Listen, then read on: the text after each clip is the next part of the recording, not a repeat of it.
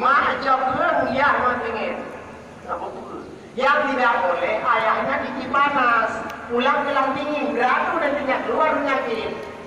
Berapa beratu panas dan dingin? Kalau ibunya jatuh, ayahnya mengurusnya, boleh. Nggak dilarang.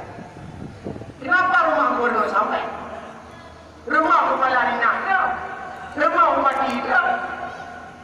Mereka kenal rumah macam apa? Semuanya happy, berjalan juga. Rumah kepala dinas bantu kok, bro. Rumah gubernur bantu kok, rumah wali kota, rumah bupati, rumah DPR bantu kok. Namanya amat sangat terganggu pada kemuliaan ibu bapa. Moga-moga kita yakin tidak dapat bukannya Allah. Moga-moga kita selalu dalam ridha Allah Subhanahu wa taala. Sampai kita paling tidak memberikan generasi-generasi ke depan, generasi-generasi yang berakhlak karim. Innamal mu'minuna